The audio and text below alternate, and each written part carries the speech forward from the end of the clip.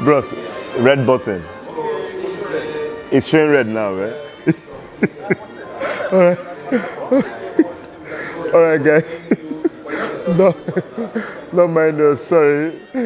Sorry for the feet in front. This is Modo Victor. I'm reaching you guys live from the Super Eagles. Okay, it won't be live when you see this, yeah. But from the Super Eagles hotel, there's lovely music in the background. Ignore that. So the team is done with all their activities for today. They had the open door training for 10:30. Players that were mostly involved in the game had more of a serious recovery session, while the other players that came on the bench or that did not take part in the game were more involved in the more physical routine. Clearing up the Victor Osimhen situation. Victor Osimhen is not injured. He pulled up in training after scoring a beautiful goal against Ikechukwu Ezenwa. He pulled up in training, but after attention from the physios, he got up and continued that same training session, showing hell to the defenders and Ezenwa again. So that's a very good one because Osimhen is one of the players expected to start the game against Madagascar. Now let's look at the team. Let me just look ahead to Sunday. I'll look ahead to Sunday because most journalists in town will turn to tourists tomorrow, being that it's like Friday and Saturday before the game. So we'll concentrate more on seeing the sights and sounds of Alexandria. So let's talk about the game now because we might not have time to do this again. So we are actually expecting that Gennett Rowe will ring the changes ahead of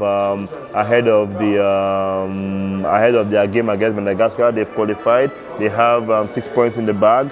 So about 6 points in the bag, and there are some players that have not had a lot of minutes, some have not had minutes at all. So we expect to see them on Sunday. Starting, we expect Ikechukwu Ezenwa. According to Raw, our number 1 is either Ezenwa or Akpeyi, while Uzoho is our number 3. So Akpeyi has done 2 games. We expect Ezenwa to do Sunday's game, and then for central of defense, we actually expect that Omero will be given a rest after 2 superb performances in our first 2 games, and we expect Balogun to pair Ekong in the heart of defense. And then if we go by what Raw told us in the press conference, Jamilu Collins is ready to return, and we expect him to be at left back for the game. And then at right back, he can choose to give Aino a rest and still retain Awazim because he's been amazing in that position. Now, looking at our midfield, we expect John Ogu to come in. We expect John Mikel Obi2 to come in. And the question is, who drops? Now, we expect Etebo and Iwobi to be dropped, not because they are not playing well, but other players need to play this last game. And we expect Ndidi will actually retain his place. Good and fine, he's the one person that should actually rest because he does a lot of work, but Ndidi is always Ndidi. He can always play when called on, you get. And if, quite frankly, if we are playing John and Mikel, we need Ndidi in that exact same midfield, because Mikel won't do a lot of running to you. You run, you give it to him, he does his distribution. Now, looking at our attack, Osimhen should start. Onuachu has had a game, Igalo has had a game. Osimhen should start in 9. Henry Onyekuru, an amazing player, Galatasaray last season, should come in expectedly on the right side. And then Samuel Kalu, a lot of negative publicity around the amazing player in this tournament, and I'm very, very happy that he's fit and had a few seconds against Guinea. He should come in on the left side. So if Rom retains his formation, that's how we expect the Super Eagles to start their game against Madagascar. But in all, the spirit in the team is amazing. The players are having, from the little we've seen, they're having so much fun. Let me touch a little bit on the player NFF situation. We hope that by tomorrow that will be total history and this team will be able to concentrate fully on football.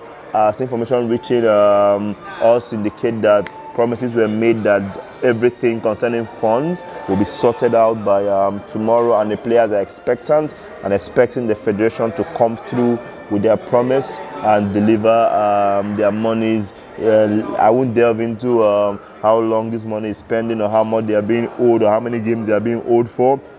A lot of vacation around that. I'll purposely leave that part out because whatever I say here, you probably will not believe it. But I think we have a clear idea of how much is involved and how many games these bonuses cover, and it will shock a lot of people if they get to find out, but it's fine. So all the Super Eagles are in amazing form, and they've put everything behind them to play. We hope that by tomorrow they will not have a reason to down tools again. This is Modo Victor, and I say enjoy. I'm dedicating this video to Mr. Basilabia from Twitter for the wonderful DM you sent and the amazing question you sent on the Nigerian Super Eagles. And one more thing, if you have a question at all you want to ask any of the players or even Genetro, write it under this video, and I'll ensure that before the next game I'll ask that question to the person you want to ask the question and ensure I get a reply for you.